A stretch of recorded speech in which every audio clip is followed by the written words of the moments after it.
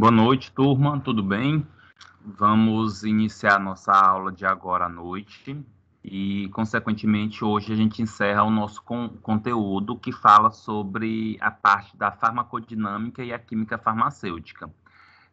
Anteriormente eu falei para vocês, né, sobre fármacos estruturalmente específicos e inespecíficos, falei sobre alguns aspectos do modelo chave-fechadura, da complementariedade espacial do fármaco ao receptor, alguns tipos de ligações que são importantes para que ocorra essa interação entre o fármaco e receptor. E agora a gente vai falar da característica da estereoquímica e a conformação dos fármacos. Olha só. O modelo chave-fechadura proposto por Fischer é extremamente útil no entendimento dos eventos envolvidos no reconhecimento molecular entre fármaco e receptor. Ok, é compreensível que o modelo proposto, né, por M. Fischer, que seria o modelo da complementariedade, significa que uma substância ela se complementa ao receptor através dessa característica de ligações químicas e a característica espacial, mas, olha só, no entanto, esta apresenta uma realidade parcial acerca dos eventos que de fato ocorrem nos sistemas biológicos de interação fármaco-receptor.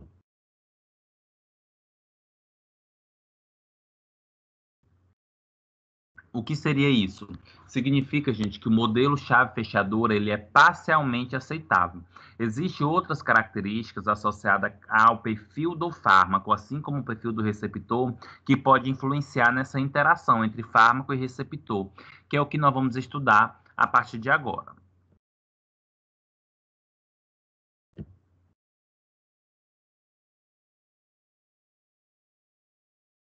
Olha o que acontece, turma. De modo geral, as ligações entre os fármacos e receptores no sistema biológico são interações tridimensionais dinâmicas. O que seria isso? Significa, turma, que de modo geral, as substâncias elas não têm um perfil planar. As substâncias elas não têm uma orientação planar. As substâncias elas têm um perfil tridimensional, ou seja, os átomos eles estão ligados à cadeia ou os radicais estão ligados às cadeias, de modo geral, por um perfil tridimensional. Então, nós temos átomos na frente, átomos atrás, do lado. Então, nesse quesito, o que é importante compreender? Que esses atos em si, eles tornam-se importantes no contexto envolvendo o quê? Que eu não posso pensar que a ligação do fármaco ao receptor é estritamente planar, mas sim por uma característica tridimensional, pois os fármacos têm essa capacidade. Pensando nesse contexto, nós temos que entender algumas considerações importantes sobre essa característica tridimensional dos fármacos. Primeiro, que os fármacos em si, as substâncias, elas sofrem rotações. E essas rotações, elas podem influenciar no contexto da ligação do fármaco ao receptor. Por quê? A mudança de um átomo, por exemplo, a mudança de um elemento químico, por exemplo, pode levar a toda uma desordem da interação do fármaco com o receptor, certo? Ou seja, é importante compreender essa característica associada a essa estrutura em si, tá? Pois é muito importante compreender e esclarecer que as substâncias, elas não têm esse perfil planar. Toda substância, todo fármaco, ele tem um perfil tridimensional. Então, imagine uma molécula de uma substância e essa molécula, ela vai ter átomos à frente dela, do lado, atrás dela, ou seja, tem um perfil 3D, tem um perfil tridimensional. Nesse quesito, é importante compreender se as moléculas elas são tridimensionais, isso significa que ela pode sofrer rotação. Quando eu falo rotação, eu estou querendo dizer que um átomo ele pode mudar de posição. E esse é um dos grandes problemas associado à estrutura química das substâncias, tá? Que é por isso que a gente vai estudar a partir de agora essa estereoquímica e a conformação dos fármacos. Por quê? Eu vou dar até alguns exemplos para vocês lá na frente, turma, que, por exemplo, a mudança de um hidrogênio ou a mudança de um átomo que seja na posição que deveria ele estar, pode modificar toda a ação farmacológica de um fármaco, tá? Pode modificar toda a ação farmacológica de um fármaco. E a gente vai ver isso a partir desse momento.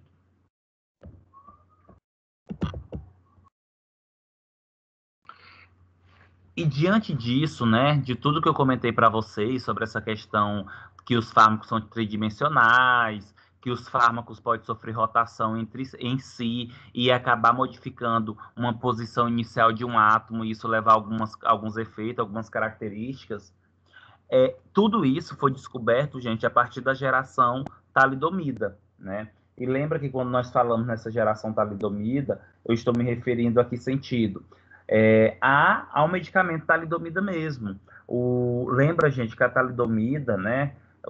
Para quem não sabe, a talidomida ela é um fármaco considerado sedativo hipnótico, né? E foi aí usado como promissor na década de 60 como fármacos usado para enjoo matinal de mulheres gestantes. Só que a partir do momento que foi introduzida a talidomida, que mulheres gestantes usaram a talidomida, depois de um tempo, começou a perceber que essas mulheres que fizeram o uso da talidomida, as crianças nasceram com má formação fetal, tá? Ou, em outras palavras, tiveram o feto, né, a criança teve teratogenia, que seria essa má formação fetal.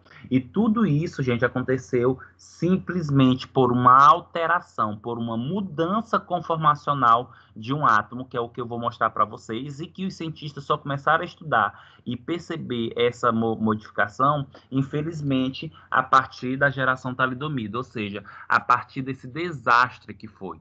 Porque, basicamente, apesar de nós hoje sabermos, e hoje, quando se desenvolve medicamento, já se tem esse conhecimento, mas foi um desastre, porque muitas crianças nasceram com má formação fetal.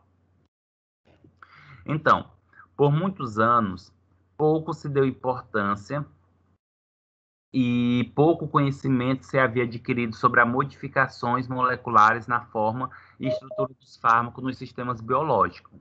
E aí, quando se refere a essa pouca característica, se refere a esse pouco conhecimento, porque até então não se tinha o conhecimento e não se estudava que as moléculas, e aí não é só molécula de fármacos, mas qualquer substância, não se tinha noção que as substâncias eram tridimensionais. E a partir do momento da talidomida, passou a compreender que as substâncias, que os fármacos, ele deveria ser visto como uma substância tridimensional e não planar. Contudo, na década de 60, uma grande tragédia ocorrida com gestante e a formação dos seus bebês despertou o mundo e aos químicos medicinais para a importância da estereoquímica. Quando eu me refiro a essa característica, gente, da estereoquímica, é uma ciência, né, associado a essa característica da conformação espacional ou espacial dos fármacos.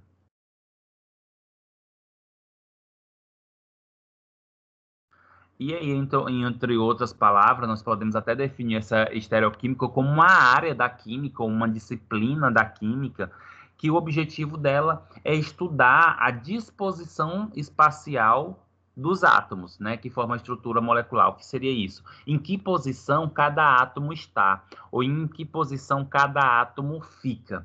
E, gente, essa posição ela é fundamental para essa interação fármaco-receptor. E aí vamos falar um pouco sobre essa geração talidomida aqui.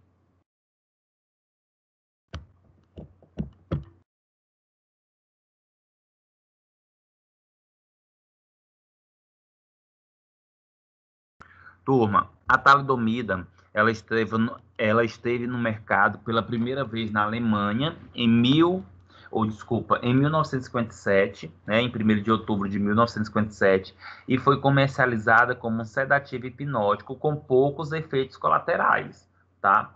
Lembrando que até então não se tinha, nesse período, gente, ainda não tinha muito testes toxicológicos e nem era obrigado, basicamente, a realização de testes toxicológicos, essas fases clínicas com seres humanos que existe hoje, tá? Tornando os fármacos lançados no mercado hoje mais seguros. O que foi que aconteceu? A indústria farmacêutica acabou desenvolvendo, né, a talidomida, acreditando que o medicamento era tão seguro que era propício para prescrever a mulheres grávidas para combater enjoo matinais. E aí vocês observam aí essa imagem da estrutura química que tem aí. Essa estrutura química é a talidomida, certo? Contudo, olha o que foi que aconteceu. a talidomida foi rapidamente prescrita a milhares de mulheres espalhadas para todas as partes do mundo, em torno de 46 países, sem circular. Quando eu falo que ela foi espalhada em todas as partes do mundo, ou seja, em 46 países, sem circular, eu estou me referindo que não foi pessoas que levaram a medicação para esses países. Foi autorizado a venda nesses países e a indústria que encaminhou, tá?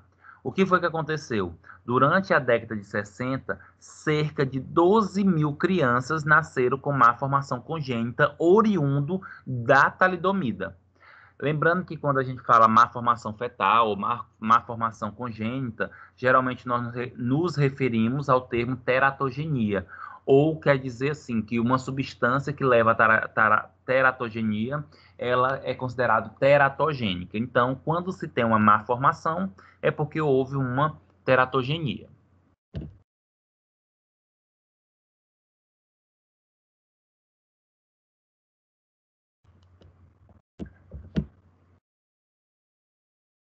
E aí, eu mostro para vocês alguns efeitos teratogênicos da talidomida. É tanto que, quando se refere à questão da talidomida, fala-se que as crianças nascem com focomelia.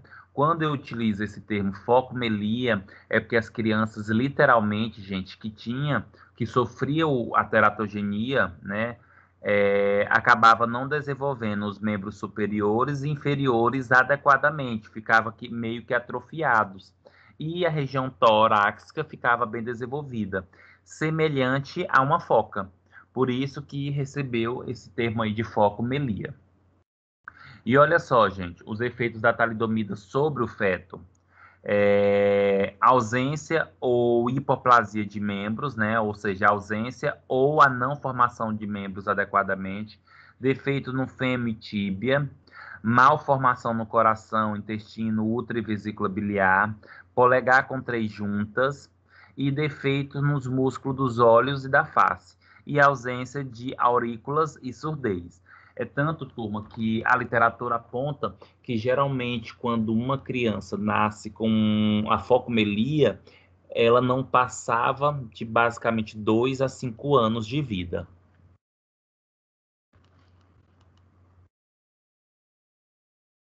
E aí vamos entender, a partir de agora, por que de modo geral, ocorreu essas situações. Por que a teratogenia, aliás, por que a talidomida levou à teratogenia?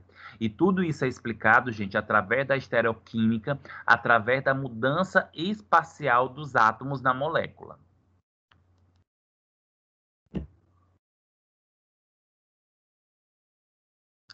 Então, este episódio foi o marco de uma nova era no desenvolvimento de novos fármacos.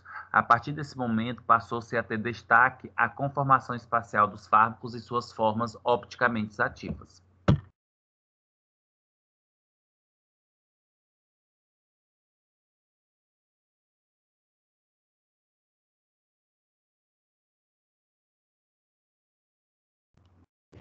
Então, é muito importante compreender essa parte aqui. O que fez com que ocorresse esse estudo espacial das moléculas foi esse episódio ocasionado pela talidomida. E a partir desse momento, começou a se estudar essa característica espacial. Assim, tem-se esse questionamento. Afinal, o que explicou o efeito teratogênico da talidomida? Turma, o que levou literalmente, aliás, o que levou e o que leva, porque a talidomida ela não foi retirada definitivamente do mercado. A talidomida ela pode ser utilizada, gente, em alguns casos de tratamento de pacientes com rancenias. Lógico que para pedir, para ter essa prescrição, existe toda uma receita especial, uma prescrição, uma solicitação, uma assinatura de termo de responsabilidade do médico prescritor. Então tem toda uma característica, tá? Então, mas o que levou, ou que leva a talidomida ter esses efeitos teratogênicos? É justamente o que está nesse texto inicial, as formas opticamente ativas, que é o que nós vamos observar. Olha só, a resposta ao efeito teratogênico da talidomida veio a partir da descoberta da isomeria óptica e da quiralidade ou assimetria que ocorre nas moléculas e que promove suas mudanças conformacionais. Ou seja, turma, a partir desse momento, nós iremos estudar as isomerias, né? Isomeria planar, geométrica, óptica. O que essas isomerias elas podem influenciar sobre a interação do fármaco com o receptor? Lembra-se que quando nós falamos em isomeria, nós estamos querendo dizer que são duas substâncias que molecularmente são a mesma coisa, então tem a mesma fórmula molecular, contudo, estruturalmente são diferentes. E por ter uma estrutura diferente, isso pode levar a uma não interação ao receptor ou uma interação a outro tipo de receptor, desencadeando ou efeito benéfico ou efeito maléfico. A exemplo da talidomida foi um efeito maléfico, um efeito nocivo. E aí, vamos começar a estudar esse tipo de isomeria. Quando eu me refiro a essa isomeria óptica, eu estou comentando do quê? Eu falo do quê? O próprio nome já nos remete a algo, isomeria óptica. Quando eu falo óptica, eu estou falando de luz. E aí, nesse sentido, quando eu falo de isomeria óptica, eu estou falando de dois compostos molecularmente semelhantes e estruturalmente diferentes e que desvia a luz para alguma direção, seja para o lado direito ou seja para o lado esquerdo.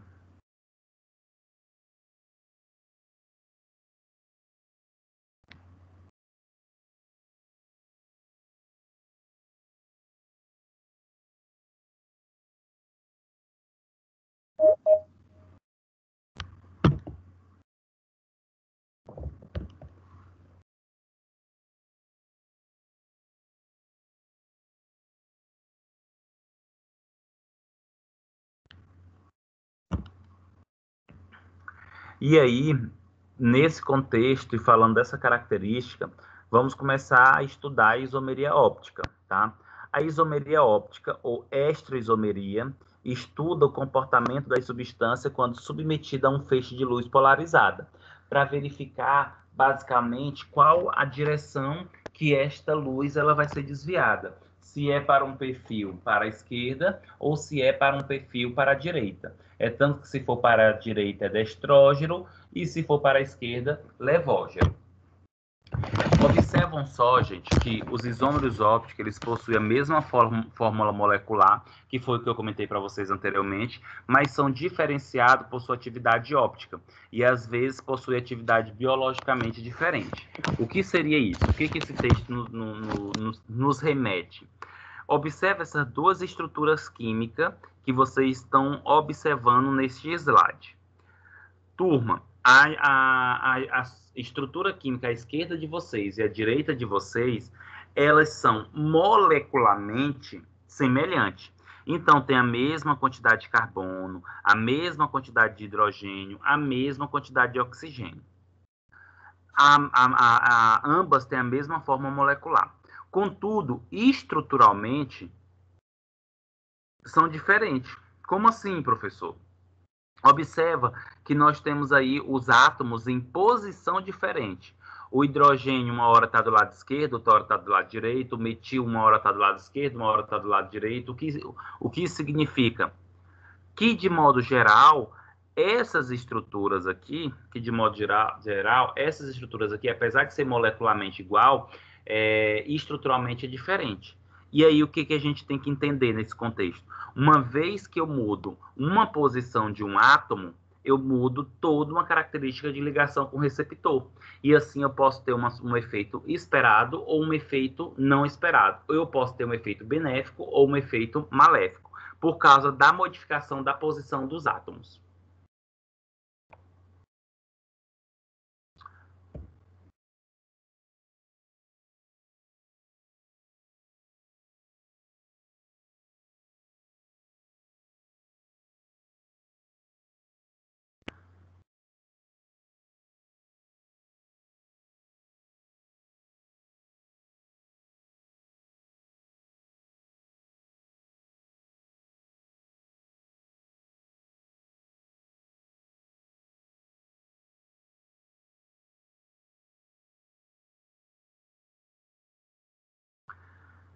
E aí, turma, para a gente conseguir compreender um pouco melhor essa questão da isomeria óptica, é importante nós dar como exemplo esse exemplo esquemático que eu vou mostrar para vocês aqui.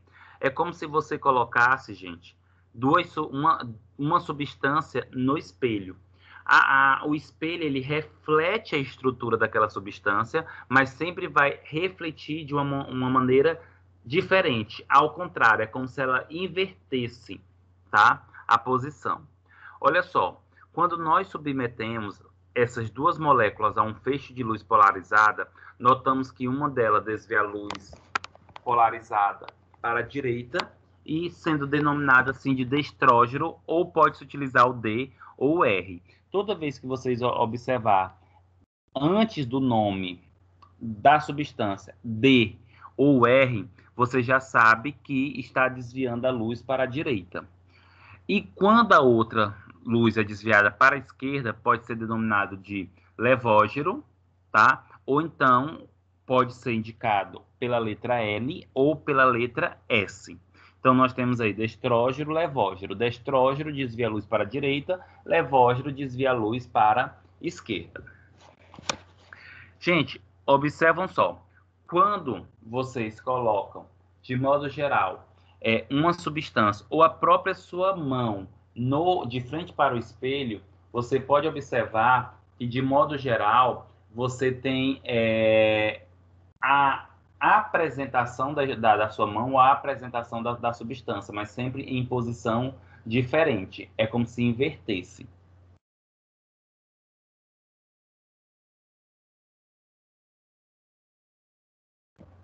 E aí, toda vez que a gente fala de isômero ópticos, é por causa dessa luz que é desviada ou para a esquerda ou para a direita. E o motivo desse desvio dessa luz está associado basicamente à característica do perfil da substância, ter uma característica mais para a esquerda ou para a direita. Levógeno esquerda, destrógeno direita.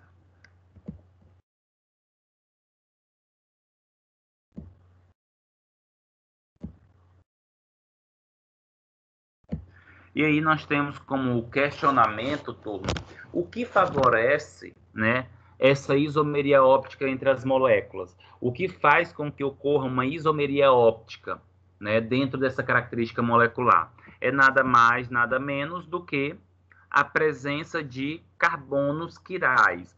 Carbono pode ser chamado de carbono quiral, pode ser chamado de carbono alfa, tá? Então, toda vez que nós falamos carbono quiral, vocês podem ter certeza que haverá, turma, isomeria óptica, tá? Falou carbono quiral, isomeria óptica.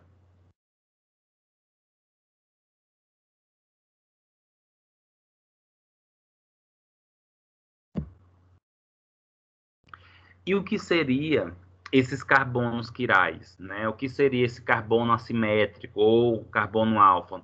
Gente, lembra que o carbono, de modo geral, por ele pertencer à família 4A, né? Lá pensando na característica da tabela periódica, por pertencer à família 4A, significa que o carbono ele precisa fazer 4 ligações para se tornar estável, para se tornar estável quando se pensa lá naquela questão da camada de valência. Então, já que eu sei que o carbono ele faz 4 ligações, quando um carbono ele tem 4 ligantes e esses 4 ligantes eles são radicais diferentes, ou seja, o radical 1 é diferente do 2, que é diferente do 3, que é diferente do 4, e assim por diante, eu tenho aí um carbono assimétrico, eu tenho aí um carbono quiral. Toda vez que eu tiver esse carbono quiral, eu vou ter isomeria óptica, ou seja, eu estou dizendo que vai ter um composto que vai ter um perfil de mudança de átomos, mudança de radicais nesse carbono quiral.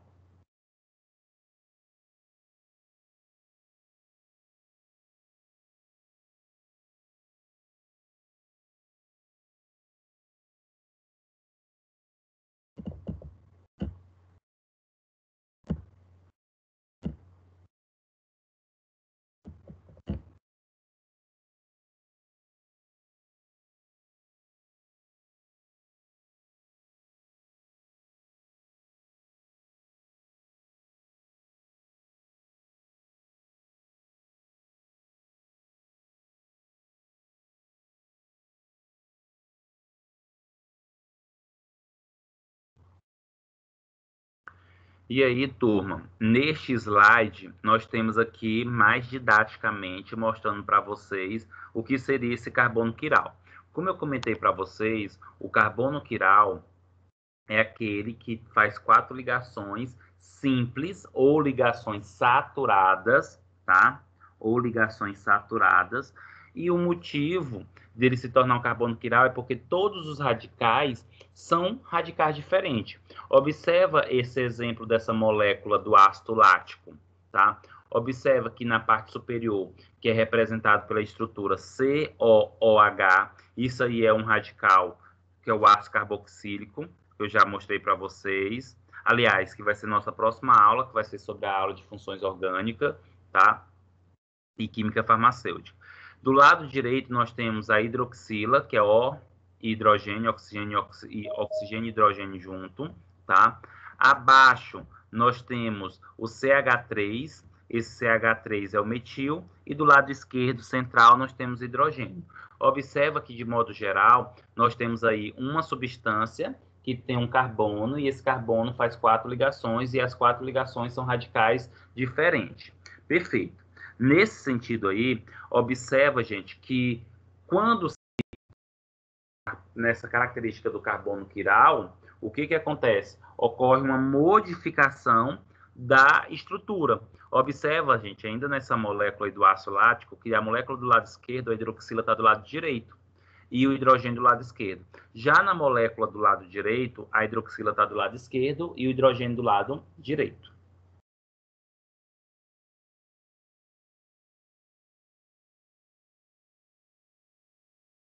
Nessa imagem, que é representado aí, de modo geral, por essas moléculas, só que colorida, observa que nós temos a molécula 1 e a molécula 2. Gente, a molécula 1 e a molécula 2, molecularmente, é a mesma coisa. Tem a mesma quantidade de hidrogênio, de bromo, de cloro, de flúor e de carbono. Só que observa só, que de modo geral, a molécula 1, o cloro, assim como o hidrogênio, assim como o bromo, e eles estão em posições diferentes, tá? Apesar de ser moléculas iguais, se eu colocar molécula na forma molecular, tá? Apesar de ser igual, se eu colocar duas moléculas sobrepostas uma à outra, você observa que a posição dos elementos estão diferentes. O que isso nos diz? O que isso nos informa? Que a modificação de um elemento, de um átomo, pode influenciar na ligação do fármaco com o receptor.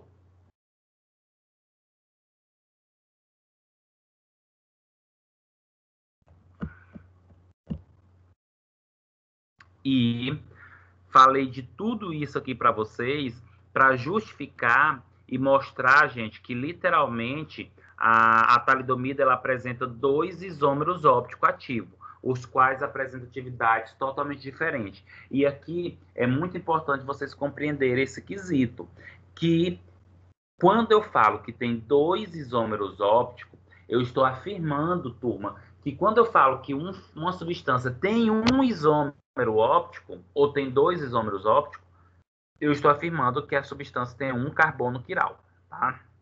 Fique atento nisso.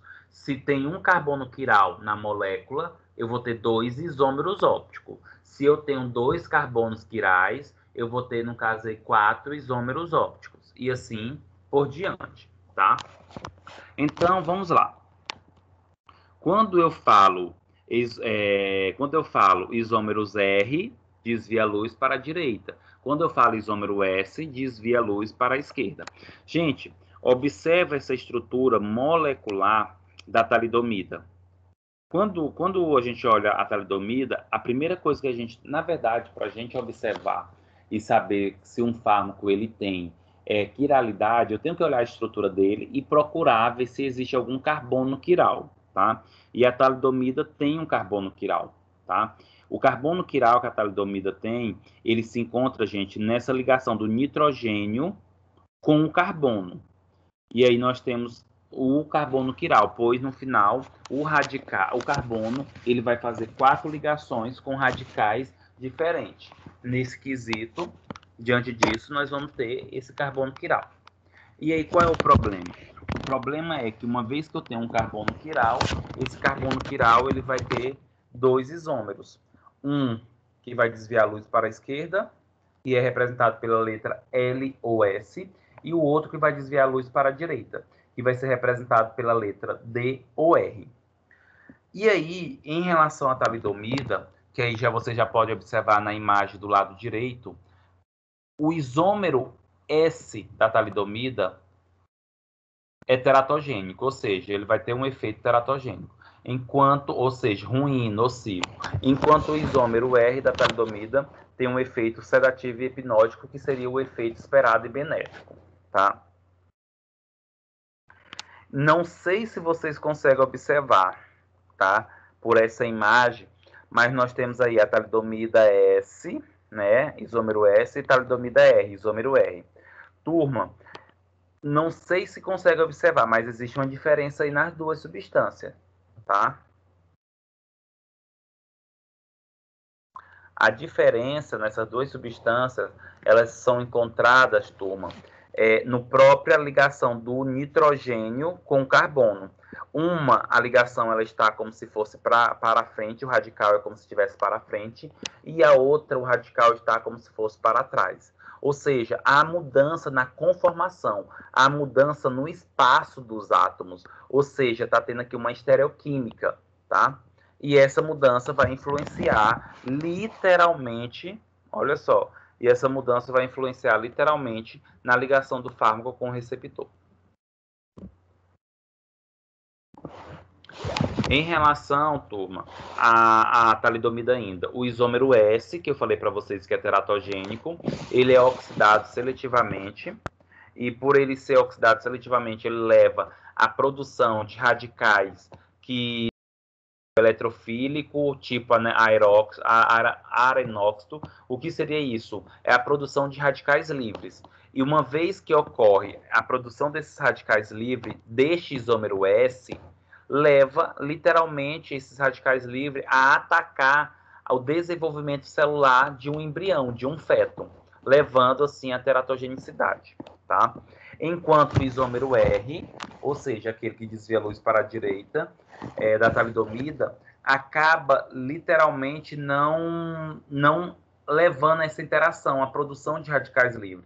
Nesse sentido, ele tem uma atividade biológica e farmacológica desejável, sendo este um sedativo e hipnótico.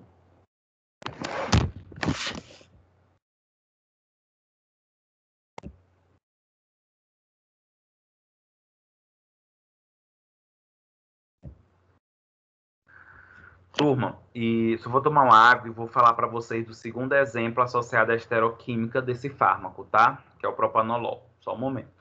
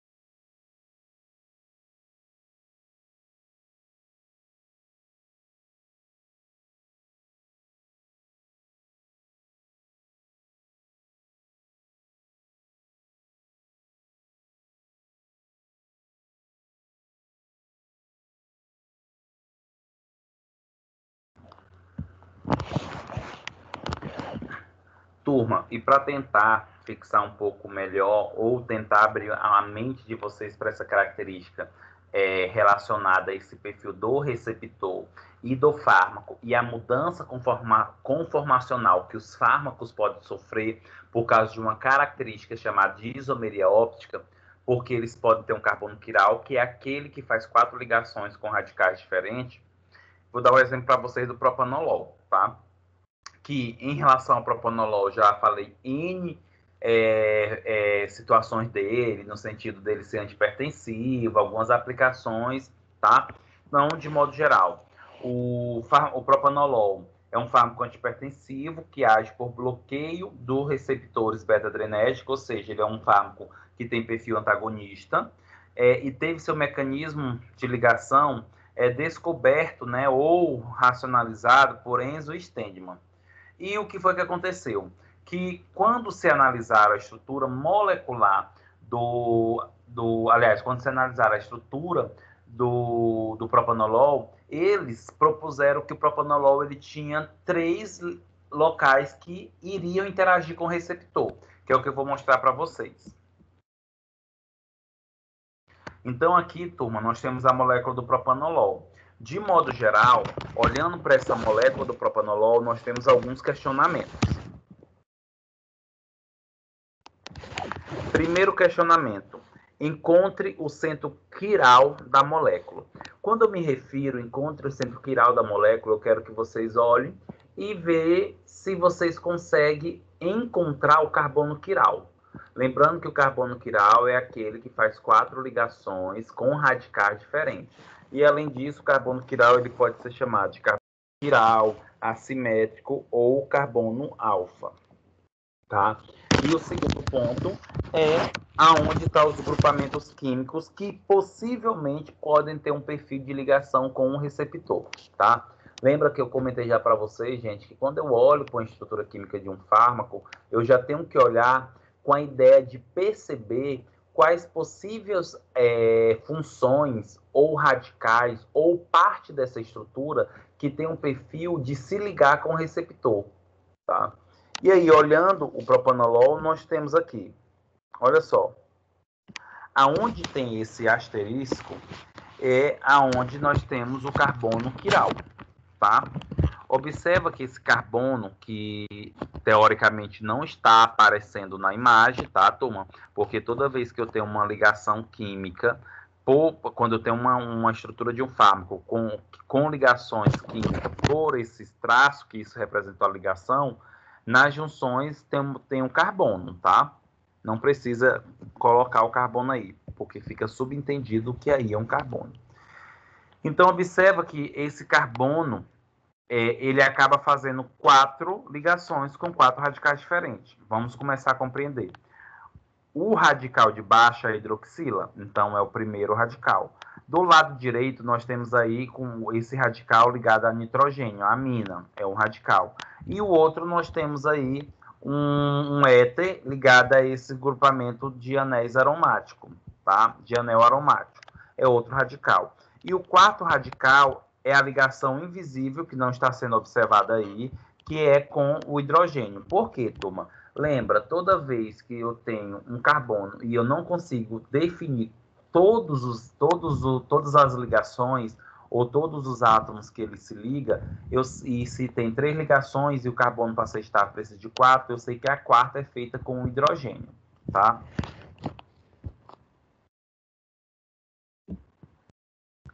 E eu tenho, de modo geral, esse ciclo que eu fiz aqui, gente, de modo geral, são os possíveis grupamentos, os quais o propanolol ele acaba interagindo com os receptores, tá? O grupo naftilina, o grupo hidroxila e o grupo amina, que vou até mostrar para vocês aqui.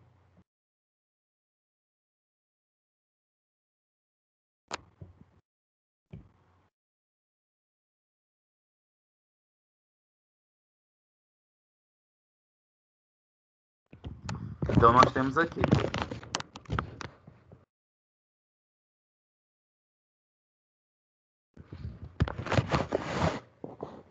Então, nós temos aqui, o grupamento naftila, tá? que esse grupamento na fitila é representado aí por esse anel aromático ligado a uma cadeia cíclica de 6 carbono.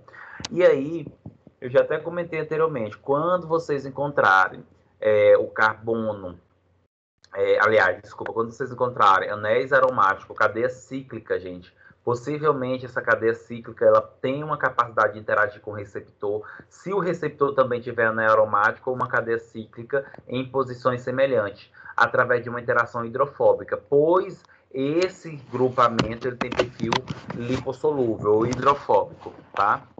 A hidroxila acaba realizando interação do tipo ponte de hidrogênio com o sítio do receptor, tá? Beta-adrenérgico, e o grupamento amina acaba se ionizando, ou seja, levando a uma ligação iônica com o sítio receptor, que eu também vou mostrar para vocês nesse momento esse processo. Mas lembra-se, ainda não falei das consequências ou da possibilidade dessa situação aqui do fármaco ter um carbono quiral. Estou falando das estruturas, estou falando das possíveis ligações desses radicais com o receptor, mas ainda não falei do que vai acontecer com aquele anel aromático, tá? Desculpa, com aquele carbono quiral, com aquele carbono assimétrico. Pois, quando se tem um carbono assimétrico, eu tenho uma isomeria. E aí vai ter mudança na posição desses átomos, que pode interferir na ação sobre o receptor, na ligação com o receptor.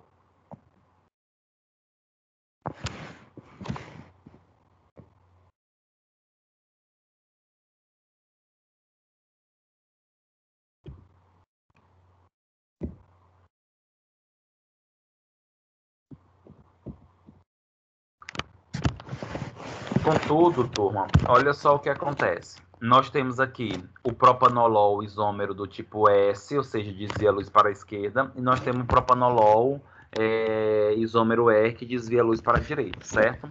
O propanolol, que desvia a luz para a esquerda, ele consegue realizar as 3 ligações químicas que eu mostrei para vocês, né? A interação hidrofóbica, a ligação de ponte de hidrogênio e a ligação iônica do grupamento amino. Ou seja, consegue interagir perfeitamente, ocorrendo uma atividade sobre o receptor que vai levar a uma diminuição da pressão arterial. Contudo, o propanolol R, ou seja, aquele que desvia a luz para a direita, já por ter sofrido uma rotação, ou seja, como é um carbono quiral, acaba modificando a posição de átomos, ocorre o quê? A devida rotação, a molécula perde o hidrogênio, né? Ou seja, o hidrogênio fica em uma outra posição, e nesse quesito não acontece a ligação de hidrogênio, não acontece a ponte de hidrogênio, perdendo assim a sua atividade potensora. Contudo, acaba ganhando uma atividade indesejada, que seria a inibição da metabolização dos hormônios tiroidianos, T3 em T4, tá? Nessa imagem, nós podemos observar basicamente o que eu comentei para vocês.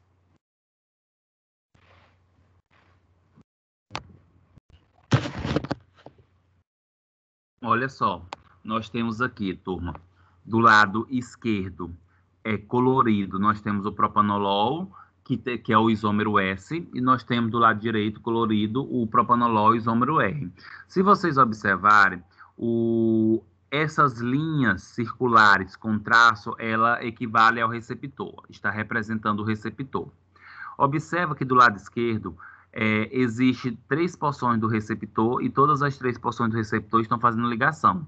Os anéis aromáticos fazendo ligação com o receptor através de interação hidrofóbica, o grupamento amino interagindo com o receptor através de ligações iônicas, e o hidrogênio, lembrando que é a estrutura do lado esquerdo, tá?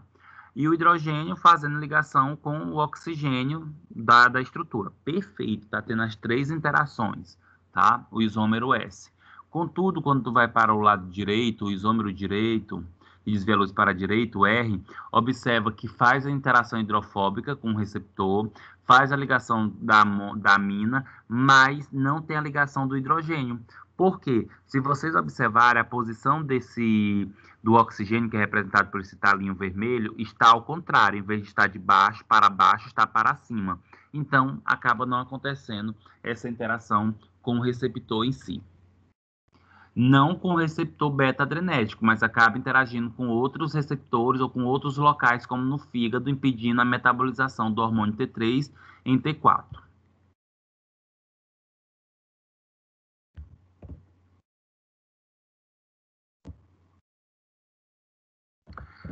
Certo, turma. E aí, nós finalizamos essa parte de isomeria óptica. Agora nós vamos para outras isomerias, tá? Que também pode acontecer nos fármacos. Assim como em fármacos que possuem centros ópticos ativos e em suas moléculas ocorrem diferentes interações devido aos rancematos presentes em suas conformações espaciais em moléculas que apresentem duplas ligações, também pode haver isomeria. Ou seja, olha só, como assim? Oh my God! Isomeria acontece em carbono quiral como ligações simples, eu acabei de aprender. Agora lá vem ele com conversa de dupla ligação. O que eu quero dizer, gente, para vocês? Eu estou querendo informar para vocês que isomeria não acontece somente em carbono quiral. Pode acontecer isomeria em outros tipos de estrutura, de radicais, que é o que eu vou mostrar agora para vocês. E aí eu vou falar inicialmente para vocês da isomeria geométrica. O que seria essa isomeria geométrica? A isomeria geométrica, gente, ela vai acontecer de modo geral quando o carbono ele faz dupla ligação. Então eu tenho carbono, dupla carbono. Toda vez que eu tiver carbono, dupla carbono, eu já tenho que ver a possibilidade de estar acontecendo uma isomeria óptica, desculpa, uma isomeria geométrica ou não, tá?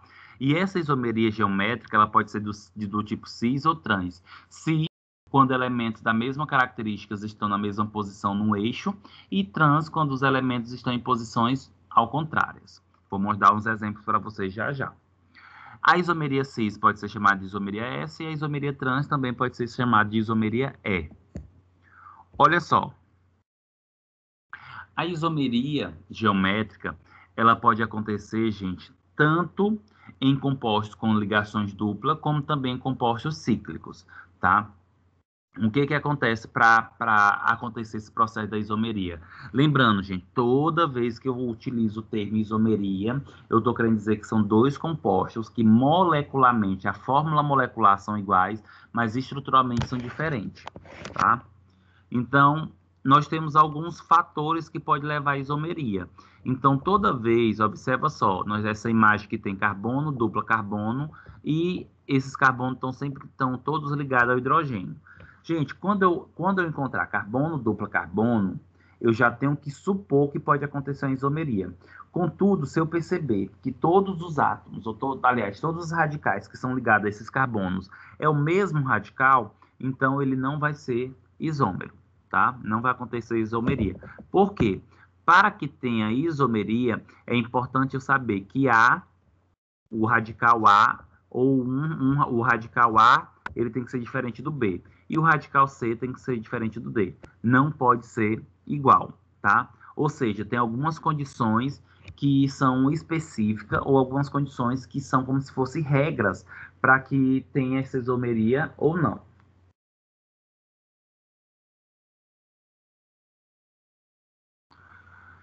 Olha só, gente, os isômeros deverão ter carbono unido por uma dupla ligação e ligante diferente presa a cada carbono da dupla ligação.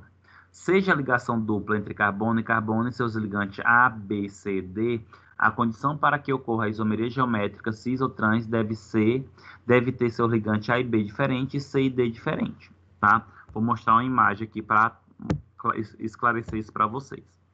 Observa só, gente, a fórmula molecular C2H2 cloro 2 pode representar duas moléculas com fórmulas estruturais diferentes. Olha só, eu tenho aqui carbono, dupla carbono, sendo que o carbono primeiro está ligado ao cloro e o hidrogênio. E o carbono segundo também está ligado ao cloro e o hidrogênio. Na molécula 2, eu também tenho o carbono, dupla carbono, sendo que o primeiro carbono está ligado ao hidrogênio, o cloro, e o segundo carbono está ligado ao cloro e o hidrogênio. Ou seja, molecularmente, os dois são 1,2 de cloreteno, 1,2 de cloreteno. Contudo, gente, molecularmente são iguais, mas estruturalmente são diferentes. E toda vez que eu observar esse tipo de carbono, ou desse tipo de ligação, com esses tipos de radicais, eu tenho uma isomeria geométrica. E quando eu tenho os elementos no mesmo eixo, como está aqui na primeira figura, cloro-cloro, eu tenho a isomeria cis. E quando eu tenho cloro-cloro, por exemplo, na segunda imagem, em posições opostas, eu tenho a isomeria trans, tá? Do tipo trans.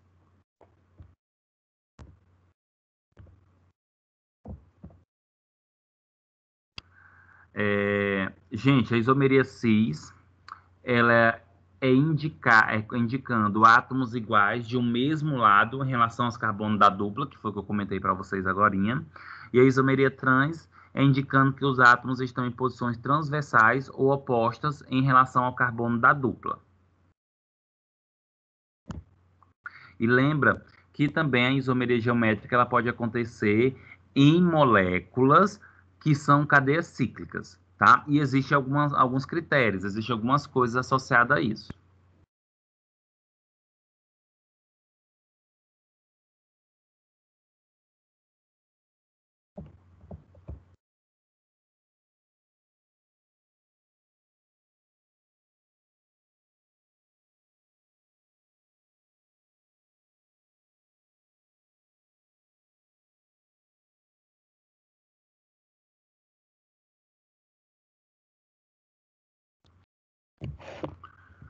Então, para que esta isomeria ocorra em composto cíclico, lembrando que quando eu falo essa isomeria, eu estou me referindo à isomeria geométrica, tá? É necessário que pelo menos 2 carbonos do ciclo apresentem ligantes diferentes entre si. Então, por exemplo, observe essa primeira imagem. Nessa primeira imagem, nós temos aí uma cadeia fechada com 3 carbonos, sendo que o carbono de cima, ele tem 2 hidrogênios. Então, se ele tem 2 hidrogênios, esse carbono aí, ele já não participa da característica de poder ser uma isomeria geométrica, tá? Mas os 2 carbonos de baixo, observa que eles estão unidos entre si e eles têm elementos diferentes, né, num próprio carbono. Ou seja, nós temos o carbono com hidrogênio e cloreto, com cloro, e o outro carbono com hidrogênio e cloro, tá? E aí, se estão em posições semelhantes, cis, que é o caso dessa imagem aí. E se estão em posições diferentes, trans.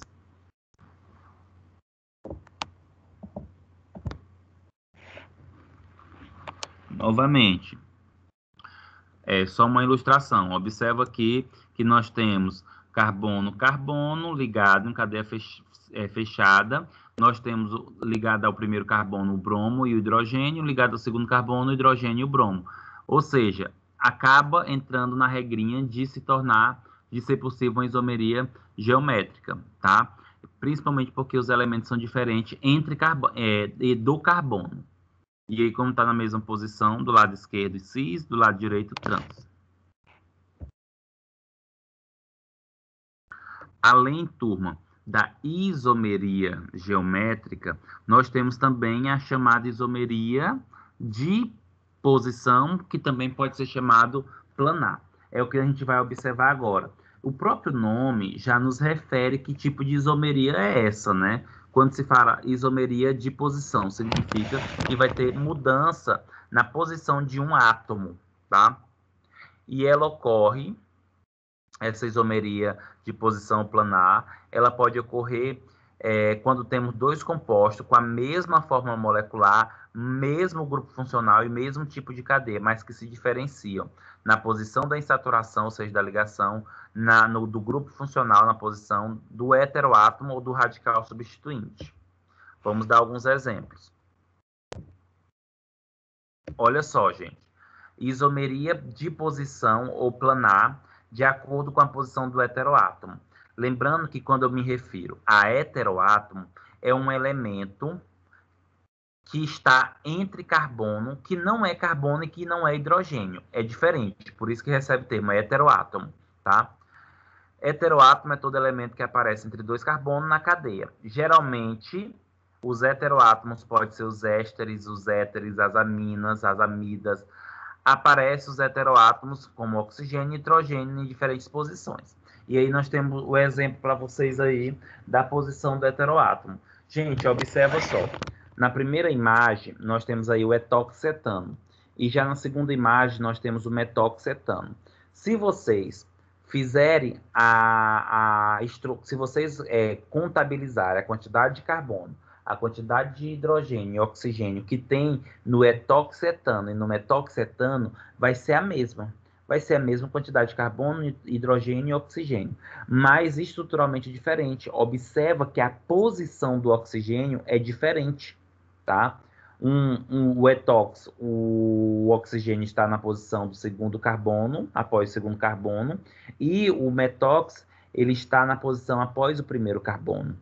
Turma, por isso que recebe aí a característica de isomeria de posição, porque vai mudar essa posição em si. E só o fato de mudar um átomo, como eu já falei várias vezes para vocês nessa aula de hoje, só o fato de mudar um átomo, eu tenho toda uma mudança na ligação com receptores. E isso pode influenciar no efeito esperado, e aí pode levar a efeitos nocivos e outros.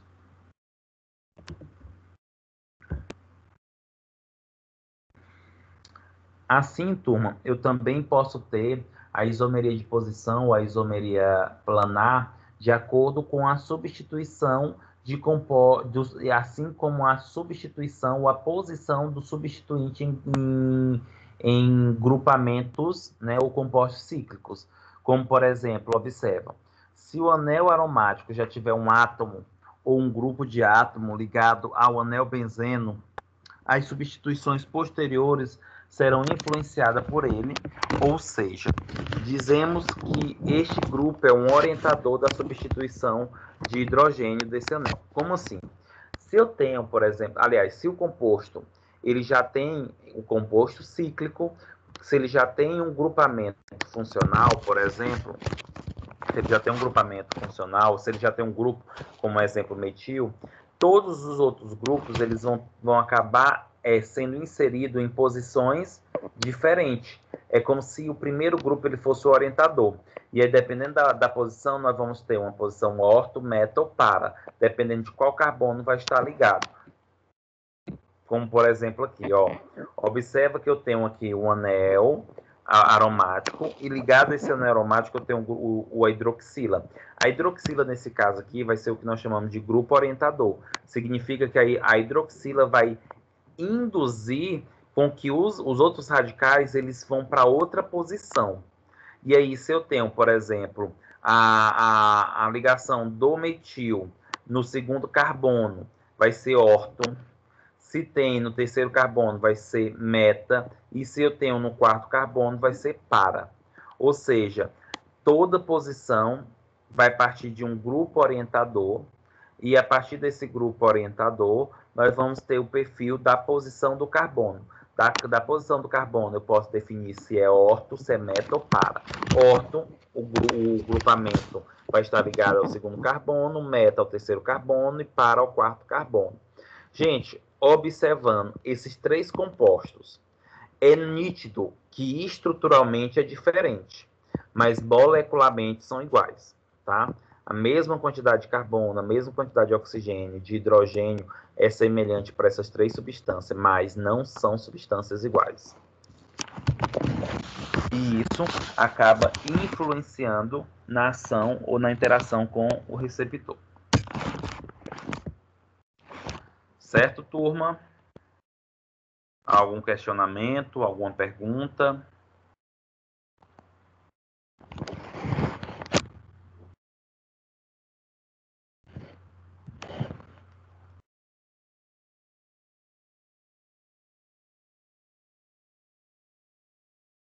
Turma, se não há nenhum questionamento, nenhuma pergunta, e se vocês observarem pela quantidade de slide, nós finalizamos nossa fala sobre farmacodinâmica e química farmacêutica.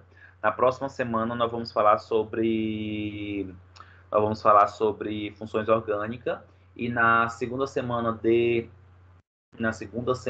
novembro a gente vai falar sobre patente, aí nós encerramos todo o nosso conteúdo e as 2 últimas semanas de novembro nós vamos fazer nossas práticas, certo? Tudo tranquilo? Então que vocês tenham uma boa noite, um bom descanso e até a próxima semana. Boa noite, professor. Boa noite. Boa noite, Elane. Boa noite, professor. Boa noite, Leandra.